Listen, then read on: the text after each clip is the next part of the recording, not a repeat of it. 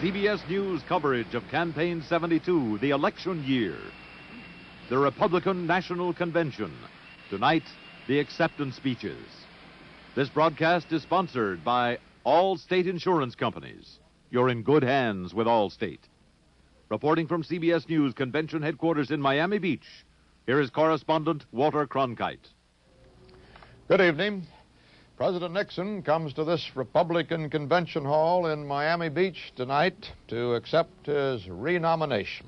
The speech will climax a three-day Republican National Convention that has been Mr. Nixon's from the start and has produced no surprises to embarrass him. This final session also will ratify the President's choice of Vice President Agnew to again be his running mate. Right at the moment, however, there's a story outside, and that's the story of the demonstrators. A coalition of protest groups hopes to provide Mr. Nixon the embarrassment which this confident convention has not. They plan demonstrations aimed at blocking the entrance of delegates. Thereby, they hope to forcing the president to speak to empty seats and to provide a confrontation that could not be ignored by the media at the same time that the president was having his big night inside this hall. At least two groups in the coalition have refused to take a pledge of nonviolence. They threaten to fight rather than submit to arrest.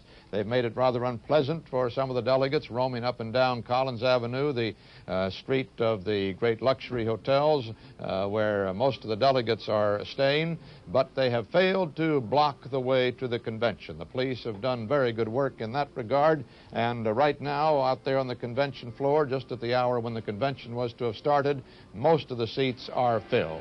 There are some still empty, but that's perfectly normal for any convention session, and I would say that actually there are probably a higher percentage of seats filled at this hour than is usual at the opening of a convention, or the scheduled opening. We've been told that the gavel will fall in about 10 minutes' time. Security forces have been determined that the convention will not be disrupted. This hall itself tonight seems like a fortress when you're inside it, and I guess when you're outside as well. Some nearby businesses, including a major department store, closed early, and they covered their plate glass windows with metal hurricane shutters. Demonstrators began roaming the streets around this hall in early afternoon. They created some massive traffic jams. In some instances, they slashed tires, punctured them with ice picks, but police were out ahead of them, beefing up the convention protection with both manpower and equipment, and have pretty well kept the streets clear enough, at least for the delegates to get through. The National Guard standing by and the regular Army, the 82nd Airborne standing by south of Miami Beach, have not been called upon as yet, and the police and the state police, the Dade County Police, seem to have things under control. But let's get a report on the situation from Barry Seraphin.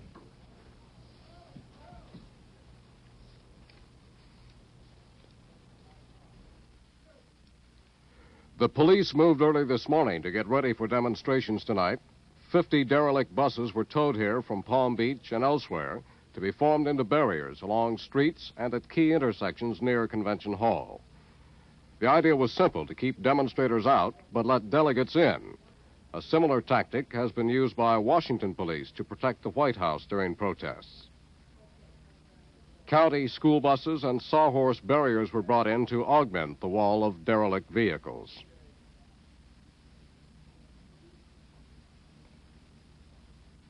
Other buses were moving on the streets to carry delegates beginning 6 hours before tonight's opening session. This evening, demonstrators fanned out in groups around Miami Beach, some of them bent on vandalism. Police say they don't know how many arrests there have been so far, but they describe the situation as very ugly. A police spokesman said they're going like roaches, stealing what they can, breaking what they can.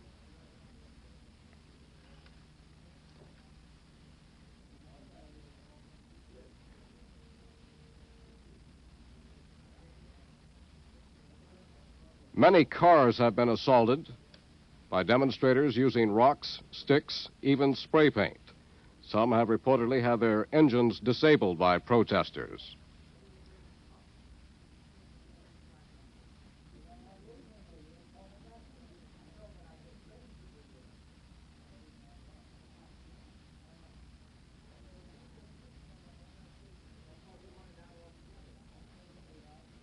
Demonstrators have been putting up their own blockades in the streets tonight using bus benches, chairs, garbage cans, various forms of debris. Mobile tactics for others have meant using ice picks on car tires. At least 8 cars were the victim of such attacks.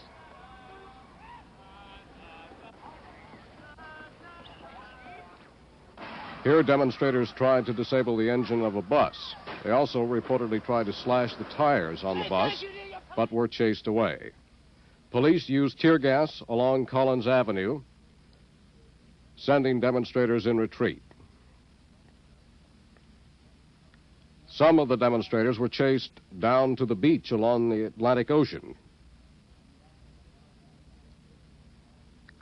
Clouds of tear gas filled the lobby of one hotel on Collins Avenue.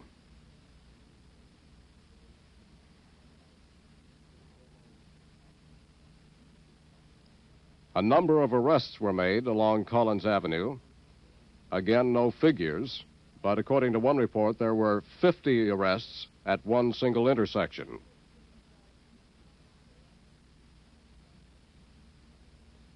Many of the demonstrators simply went limp, forcing police to drag them into rental trucks used to take them away to jail. In this case, it wasn't clear whether the car was trying to dodge demonstrators or aim at them.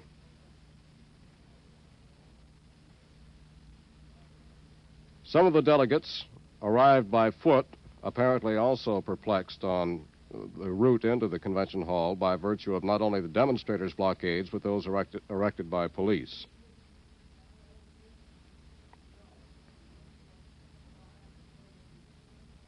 Some of the demonstrators have been fleeing along streets in downtown Miami Beach.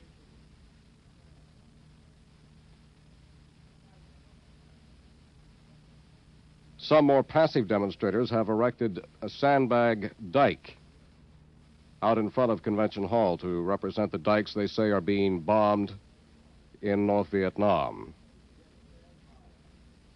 Demonstrators permitted an ambulance to pass through their sandbag barrier. It's not clear whether the ambulance was on duty related to events around Convention Hall. And just a short time ago, demonstrators tried to tip over one of the buses being used in the barricade around Convention Hall. They were unsuccessful, chased away at one point by police using mace. This is Barry Seraphin at Convention Hall. Well, just in case it gets to that tonight, let me orient you just a little bit on the scene here in Miami Beach. This is the convention complex area, the secure area surrounded by the white there. This is the convention hall. This is Washington Avenue that runs in front of the convention hall toward the beach. This is Dade Avenue, Meridian Avenue, 17th Street. Down here, south of the hall, is Flamingo Park. That's the campsite area that the city provided for the demonstrators on their pledge to remain nonviolent.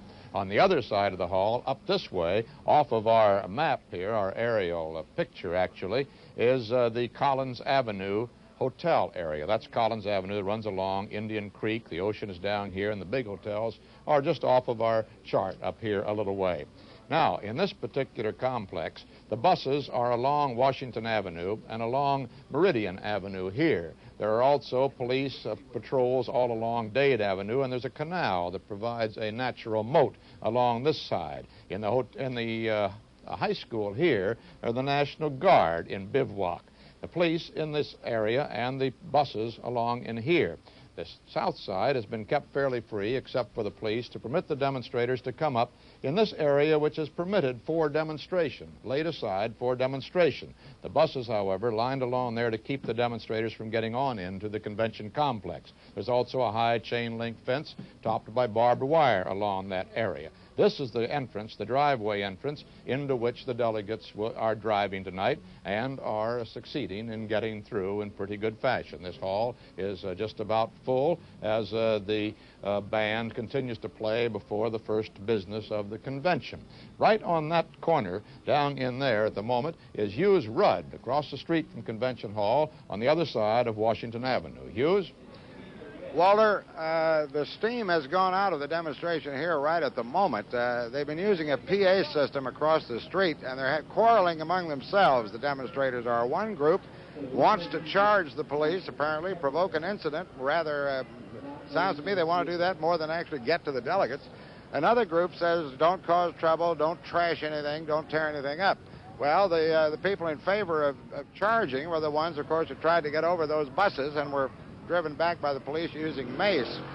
Then they made an announcement that Rennie Davis was in some kind of trouble up at 20th Street, which is 2 or 3 blocks from here, and they exhorted everybody to go up in that direction. It looked to me like there was some tear gas in the air down there. We've had a whiff of it around here, not much, and quite a bit of mace, however, and marijuana.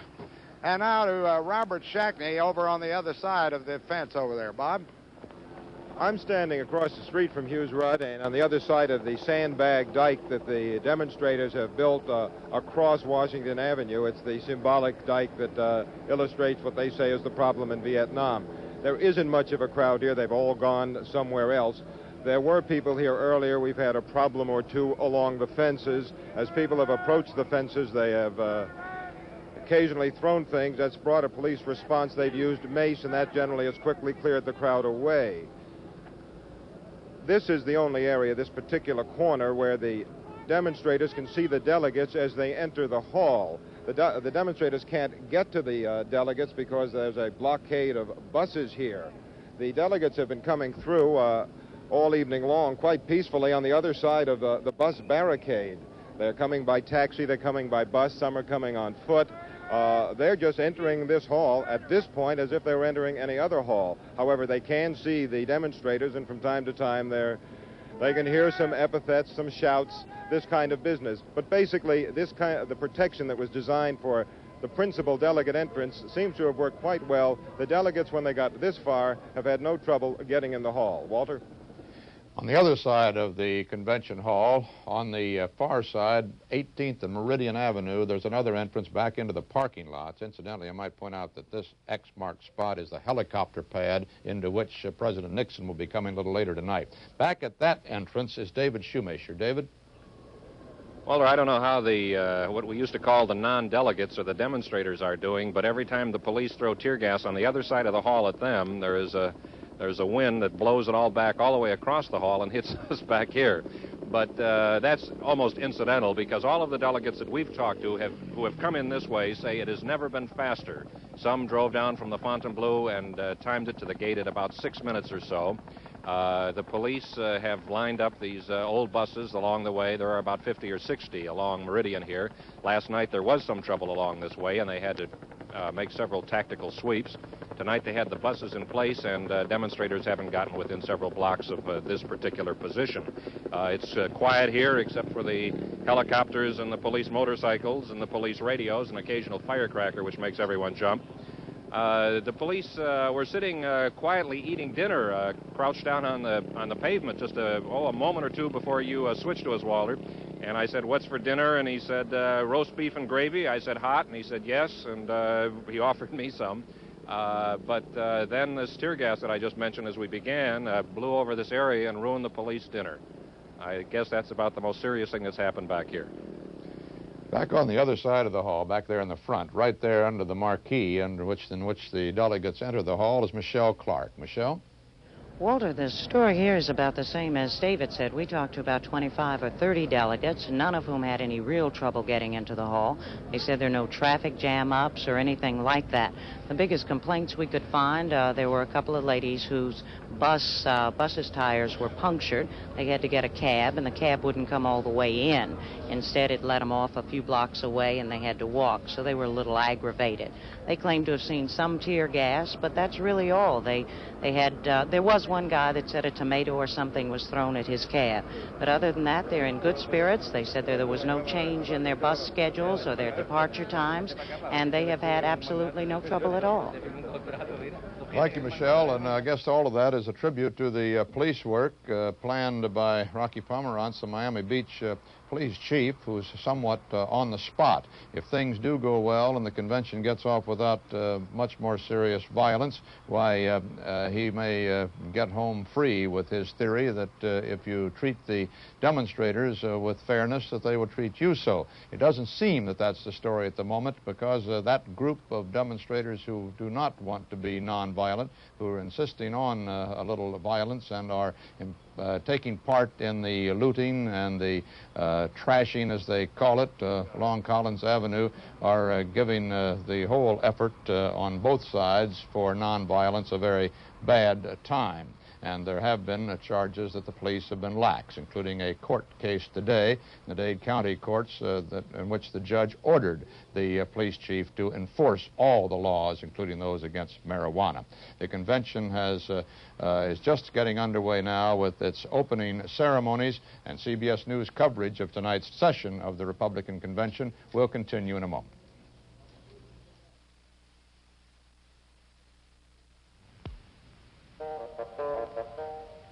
Does Allstate have discounts on auto insurance?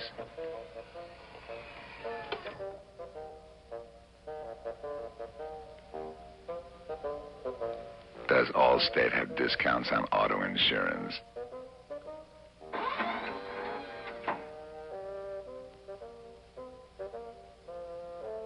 Allstate has all these special rates and discounts and some more, too. So drop by an Allstate office and compare what you got now to our deal.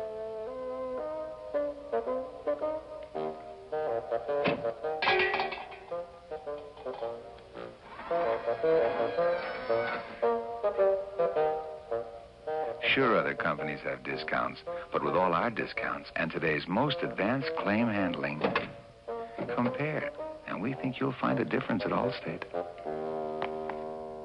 Come see us.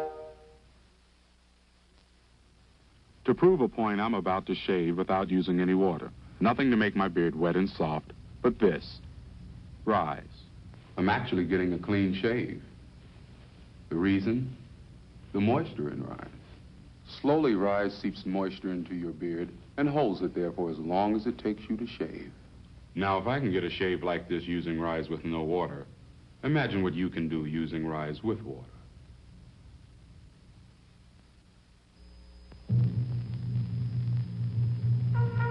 If you ever suffer from acid indigestion, this little tablet contains one of the most effective medicines ever discovered for it. In tests at a famous college, it proved to neutralize excess acid in a matter of seconds. Prepared for a little shock, it's Tums, now in 5 flavors. It'll make your stomach feel better now. The convention is going through its opening ceremonies. It's just had the Pledge of Allegiance to the flag and the national anthem, and is now hearing the opening invocation. And let's, meanwhile, let's go down to the podium where Daniel Shore has a report on how the convention is being run.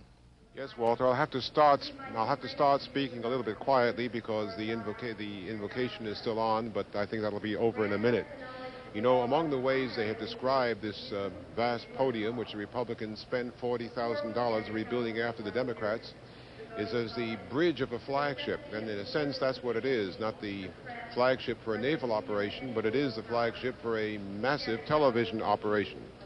No convention in history has been planned with such an eye to the eye and to the ear, for eyes and ears inside the convention hall and, of course, across the country. Now, to make it that way took a lot of gear and a lot of planning with professional consultants, including Alvin Cooperman, who is best known as the producer of The Untouchables, which I don't think may necessarily be quite relevant. Here's how it goes. 3 towers feature translucent rear projection screens, and when they're not showing Nixon movies, they're showing transparencies which are fed by backstage projectors. The middle screen also provides information. Names of people being designated to committees rolling up like television credits, sometimes even calls to clear the aisles and to come to order. Now, from these screens, the delegates also saw President Nixon's arrival in Miami and his appearance at the Marine Stadium Youth Rally.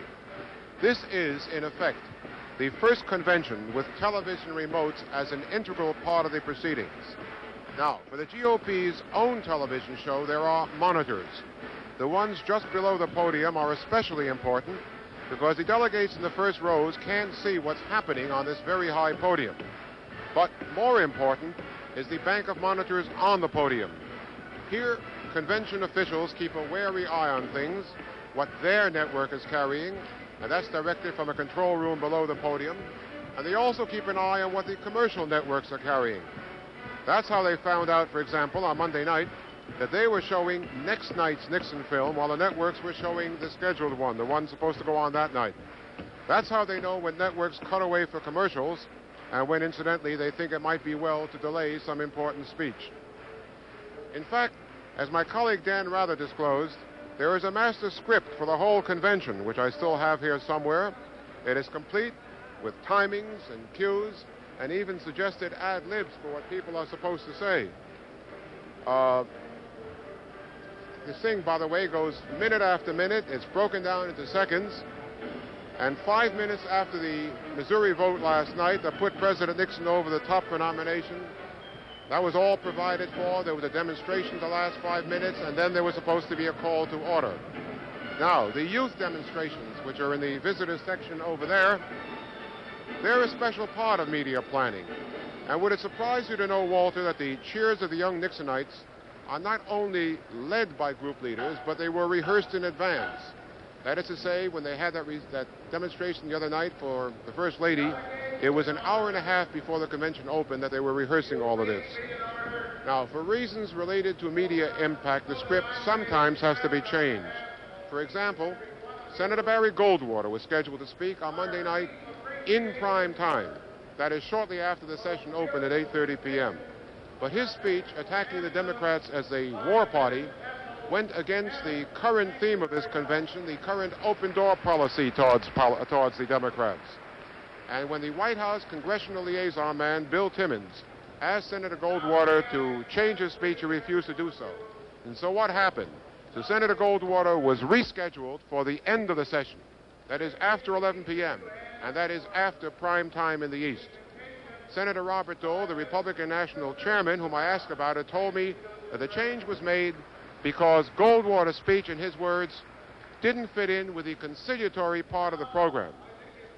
And so this one has been, as a convention, is a convention that has been more planned and produced for television than any convention in history. And maybe that is the way it ought to be, Walter, but it ought to be noted.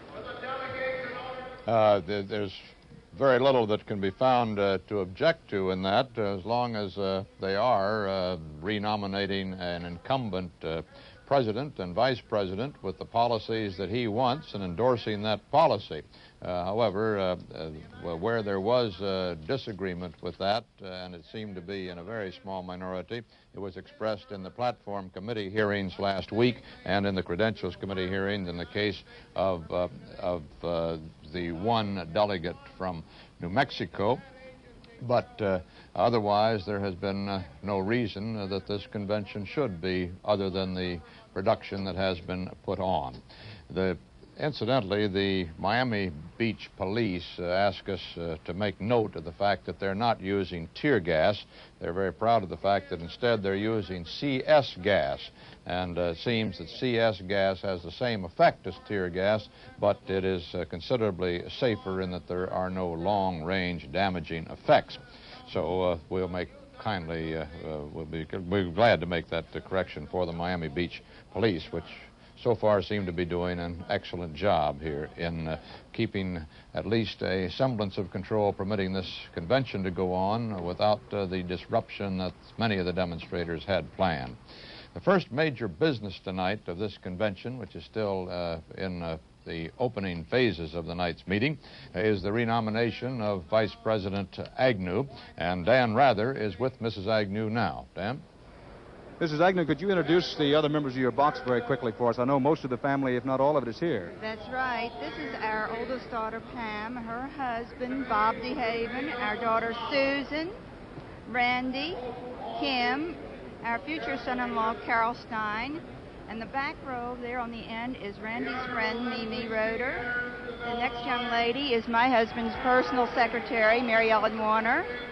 and then Mr. Bud Hammerman, who's been a friend of ours for a long while. Oh, excuse me, I see my husband's secretary and Mimi changed seats back there. I didn't say. It's Mary Ellen on the end and Mimi behind Randy.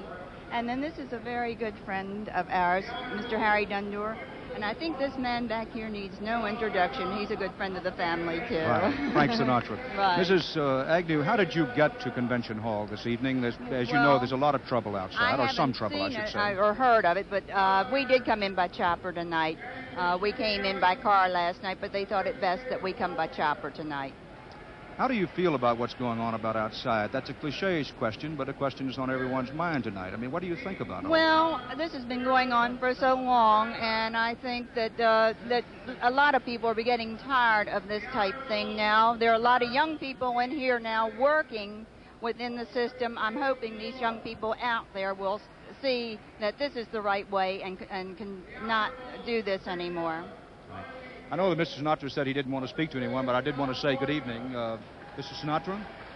Just wanted to say good evening. I know you said you didn't want to talk or anything. You just wanted to say good evening. How are you? Good evening. All right, sir. Thank you very much. Frank Sinatra and Mrs. Agnew. Thank you. Walter?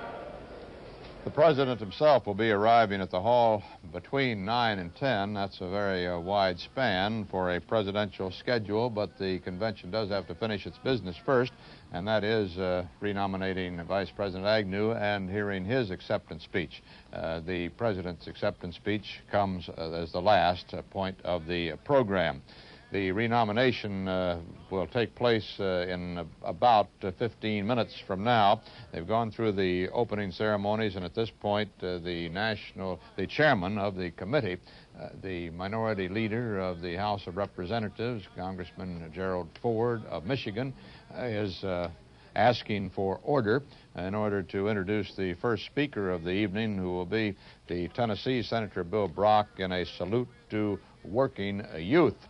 This convention has saluted almost all segments of the American society, economically and socially, racially and politically, wooing the Democrats into the party if they possibly can, and seeking their support in this election. They have even paid tribute in a couple of the speeches to President Johnson and to Mayor Daley of Chicago, who they feel perhaps feelings are hurt after the last convention, when Lyndon Johnson's name was only invoked a couple of times, and Daley's delegation was not seated on the floor of the Democratic Convention at all. And they mentioned them very kindly on the floor of this Republican convention. Quite a unique moment. Most of the delegates are now in the hall. Some got here more rapidly than ever tonight, thanks to the tightened police control, but some had a little difficulty getting in, and Mike Wallace reports from the South Carolina delegation. Well, Walter, the South Carolina delegation, at least 60 people, delegates and alternates from South Carolina, were in a bus on the way over. And I'll let one of the young ladies and one of the gentlemen aboard that bus tell you what happened. This is Sharon Kelly from South Carolina, and this is Professor Neil Thigpen, a political science professor from South Carolina, both of whom were on that bus. Miss Kelly.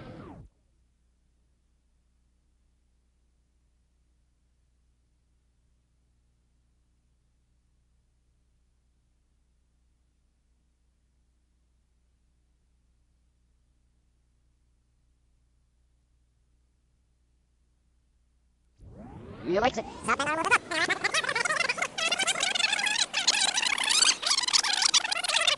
Oh, well, some got here, but some had a little difficulty getting in, and Mike Wallace reports from the South Carolina delegation.